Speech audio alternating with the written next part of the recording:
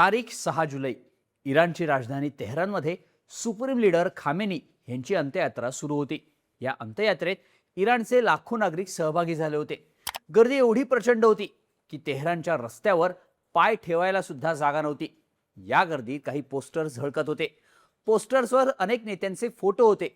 यामध्ये अमेरिकेचे राष्ट्राध्यक्ष डोनाल्ड ट्रम्प, इस्रायलचे पंतप्रधान बेंजामिन नेतन्याहू यांचे फोटो प्रामुख्याने होते। या फोटोंवर लिहिलं होतं, किल ट्रम्प, किल नेतन्याहू। या नेत्यांशिवाय अमेरिकेच्या आणखी एका नेत्याचा फोटो या अंत्ययात्रेत दिसला होता। त्या फोटोवर लाल रंगानं फुली मारण्यात आली होती। या नेत्यालाही ठार मारण्याची मागणी इराणच्या जनतेकडून केली जात होती। हे नेते होते डोनाल्ड ट्रम्प यांचे कट्टर समर्थक असलेले सिनेटर लिंडसे ग्रॅहम। इराणमधून अशी धमकी आल्यानंतर पुढच्या 5 दिवसांतच अमेरिकेत एक धक्कादायक घटना घडली। 11 जुलैच्या रात्री लिंडसे ग्रॅहम यांचा अचानक मृत्यू झाला। या घटनेनं सध्या अमेरिकेत मोठी खळबळ उडाली आहे। इराण युद्धाचे जाहीर समर्थक असलेल्या ग्रॅहम यांचा अचानक मृत्यू झाल्यानं अनेक प्रश्न विचारले जात आहेत। अनेकांकडून हा घातपात असल्याच्या शंका व्यक्त केल्या जात आहेत। मृत्यूनंतर ग्रॅहम यांनी भारताबद्दल घेतलेली भूमिकाही चर्चेचा विषय ठरते। नक्की घडलंय काय? सिनेटर लिंडसे ग्रॅहम कोण होते? इराण युद्धात त्यांचा रोल काय होता? त्यांचा अचानक मृत्यू कसा झाला? यावरून घातपाताच्या शंका का उपस्थित केल्या जात आहेत? आणि ग्रॅहम यांचं भारताशी काय कनेक्शन आहे?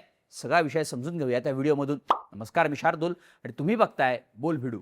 लिंडसे ग्रॅहम अमेरिकेच्या साऊथ कॅरोलिना राज्याचे सिनेटर म्हणजेच खासदार, राष्ट्रपती डोनाल्ड ट्रम्प यांच्या अत्यंत जवळचे म्हणून ग्रॅहम ओळखले जायचे।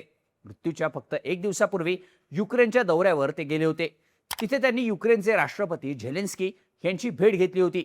ग्रॅहम यांनी युक्रेनमध्ये बोलताना म्हटलं होतं की रशिया आणि युक्रेन यांच्यातलं युद्ध चीनच्या मध्यस्थीनं थांबू शकतं।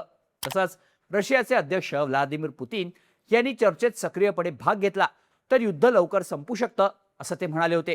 ग्रॅहम आणि झेलेन्स्की यांची शुक्रवारी 10 जुलैला भेट झाली। त्या दिवशी त्यांनी जाहीर पत्रकार परिषदही घेतली होती। त्यावेळी त्यांची तब्येत खराब आहे, ते अस्वस्थ आहेत अशी कोणतीही लक्षणं दिसली नाहीत। शनिवारी सकाळी ते अमेरिकेत परत आले आणि त्याच रात्री त्यांच्या अचानक मृत्यूची बातमी आली। लिंडसे ग्रॅहम यांच्या कार्यालयानं रविवारी पहाटे त्यांच्या निधनाची अधिकृत घोषणा केली। ग्रॅहम अचानक आजारी पडले, ज्यामुळे त्यांचं निधन झालं असं त्यांच्या कार्यालयानं सांगितलंय। पण त्यांना नेमकं काय झालं याबाबतची माहिती अजूनपर्यंत उघड करण्यात आलेली नाही। असं असलं तरी त्या रात्री वॉशिंग्टन DC मध्ये घडलेल्या घडामोडींवरून ग्रॅहम यांच्या मृत्यूच्या कारणाचा अंदाज लावता येऊ शकतो। शनिवारी रात्री 8:30च्या सुमारास कॅपिटल हिल इथल्या त्यांच्या निवासस्थानी एका इमर्जन्सी पथकाला बोलावण्यात आलं होतं। त्यावेळी त्यांच्या छातीत दुखत असल्याचं समोर आलं होतं। त्यानंतर कार्डियक अरेस्ट आल्यामुळे त्यांना CPR देण्यात आला होता असंही समोर आलंय। यावरून लिंडसे ग्रॅहम यांचा मृत्यू अचानक आलेल्या तीव्र हृदयविकाराच्या झटक्यामुळे झाल्याचं म्हटलं जात आहे। पण लिंडसे ग्रॅहम यांच्या मृत्यूवरून एवढा वाद का होतोय? ते ट्रम्प यांच्या किती जवळचे होते आणि इराणमधून त्यांना मारण्याची धमकी का मिळाली होती ते बघूयात। 71 वर्षीय सिनेटर लिंडसे ग्रॅहम हे इराण युद्धाचे कट्टर समर्थक होते। अनेकांचं असंही म्हणणं आहे की डोनाल्ड ट्रम्प यांना इराण विरुद्ध युद्ध सुरू करण्यासाठी ग्रॅहम यांनीच राजी केलं होतं। फेब्रुवारी महिन्यात जेव्हा अमेरिका आणि इराण यांच्यातला तणाव प्रचंड वाढला होता, तेव्हा लिंडसे ग्रॅहम यांनीच पडद्यामागे हालचाली करून युद्धाची पार्श्वभूमी तयार केल्याचं म्हटलं जातं। अमेरिकेच्या भल्यासाठी इराण विरुद्ध लष्करी कारवाई करणं कसं आवश्यक आहे हे त्यांनी ट्रम्प प्रशासन आणि खुद्द डोनाल्ड ट्रम्प यांना पटवून दिल्याचं बोललं जातं। यावरून ग्रॅहम यांचा ट्रम्प प्रशासनावर असलेला प्रभाव लक्षात येतो। इराण विरुद्ध युद्धाची तयारी सुरू असतानाच ग्रॅहम यांनी उघडपणे म्हटलं होतं की अमेरिका या युद्धातून खूप पैसा कमावणार आहे। त्यांच्या या वक्तव्यावर आंतरराष्ट्रीय पातळीवर प्रचंड टीका झाली होती। पण तरीही ग्रॅहम आपल्या भूमिकेपासून मागे हटले नाहीत। इराण विरुद्धच्या युद्धामुळे अमेरिकेचं वर्चस्व वाढेल आणि अमेरिकेच्या डिफेन्स इंडस्ट्रीला प्रचंड नफा होईल असा त्यांचा दावा होता। लिंडसे ग्रॅहम यांना डोनाल्ड ट्रम्प यांच्या अत्यंत जवळचे राजकीय सल्लागार मानलं जात होतं। देशांतर्गत राजकारण असो किंवा इतर राष्ट्रांविरुद्ध युद्धाचे निर्णय, ट्रम्प हे ग्रॅहम यांच्या सल्ल्याला फार महत्त्व देत असत। जेव्हा अमेरिकेतले इतर अधिकारी इराणशी थेट युद्ध सुरू करण्यास कचरत होते, तेव्हा ग्रॅहम यांनीच ट्रम्प यांच्याशी वारंवार चर्चा करून अशा संघर्षाचे फायदे त्यांना पटवून दिले होते। एवढंच नाही तर इराण अमेरिकेत सीजफायर झाल्यानंतर जेव्हा शांतता कराराची चर्चा सुरू होती, तेव्हा ग्रॅहम पूर्णपणे या कराराच्या बाजूने नव्हते। हा करार यशस्वी होणार नाही असं ते सातत्यानं सांगत होते। हेच कारण आहे की इराणचे नागरिक ट्रम्प आणि नेतन्याहू यांच्या सोबतच लिंडसे ग्रॅहम यांचाही एवढा द्वेष करत होते। आता फक्त इराणच नाही तर मागच्या काही महिन्यात लिंडसे ग्रॅहम हे त्यांच्या भारताबद्दलच्या वक्तव्यामुळे सुद्धा चर्चेत राहिले. ग्रॅहम यांनी सँक्शनिंग रशिया ऍक्ट म्हणजेच रशियावर निर्बंध घालणारा कायदा सादर केला होता. या प्रस्तावित कायद्यात रशियाकडून तेल खरेदी करणाऱ्या देशांवर 500% टॅरिफ लादण्याची तरतूद होती. स्वतः ग्रॅहम यांनी अनेक ठिकाणी बोलताना भारतानं रशियन तेलाची खरेदी थांबवल्याशिवाय भारत अमेरिका संबंध चांगले होऊ शकत नाहीत असं म्हटलं होतं.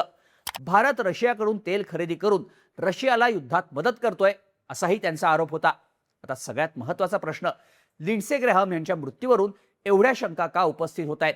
तर अमेरिकेतल्या अनेक प्रभावशाली व्यक्तींनी ग्रॅहम यांचा मृत्यू एखाद्या मोठ्या कटाचा भाग असू शकतो असं म्हटलंय. यामध्ये डोनाल्ड ट्रम्प यांच्या जवळच्या पत्रकार मानल्या जाणाऱ्या लोरा लुमर यांचाही समावेश आहे. लुमर यांनी सोशल मीडियावर पोस्ट करून म्हटलं की 5 दिवसांपूर्वीच IRGCनं जाहीरपणे सिनेटर लिंडसे ग्रॅहम यांच्या हत्येचं आवाहन केलं होतं. ते युक्रेन रशिया यांच्यातला संघर्ष संपवण्याच्या उद्देशानं युक्रेनच्या दौऱ्यावर गेले होते. ते मायदेशी परतल्यानंतर 1 दिवसही झाला नाही, तोच रात्री त्यांचा अचानक मृत्यू झाला. ते परदेशात असताना किंवा अमेरिकेत परतल्यावर एखाद्या शत्रूनं त्यांना विष दिलं होतं का, असा प्रश्न लुमर यांनी उपस्थित केलाय. एवढंच नाही तर इस्रायलच्या पंतप्रधान कार्यालयाचे माजी प्रवक्ते डेव्हिड कायस यांनीही लिंडसे ग्रॅहम यांच्या मृत्यूची चौकशी करण्याची मागणी केली आहे. 6 दिवसांपूर्वी इराणकडून धमकी, काल मृत्यू, या प्रकरणाची चौकशी होणं आवश्यक आहे असं त्यांनी म्हटलंय. थोडक्यात इराण युद्धाचे कट्टर समर्थक आणि ट्रम्प प्रशासनावर मोठा प्रभाव राहिलेले लिंडसे ग्रॅहम यांचा अचानक मृत्यू झाल्यानं ही घटना फार धक्कादायक मानली जाते. त्यातच त्यांना इराणकडून धमकी मिळाली होती आणि महत्त्वाचं म्हणजे मृत्यूच्या फक्त 1 दिवस आधी ते युक्रेनमध्ये होते. यामुळे या घटनेची चर्चा सगळीकडे व्हायला लागली आहे. तुम्हाला याबाबत काय वाटतं? ग्रॅहम यांचा मृत्यू घातपात असावा का? त्यामागे इराणचा हात असेल का? याबाबतची तुमची मतं आणि प्रतिक्रिया कमेंट करून आम्हाला नक्की सांगा. आणि अशाच माहितीपूर्ण व्हिडिओसाठी बोल व्हिडिओच्या YouTube चॅनलला सबस्क्राईब करायला विसरू नका.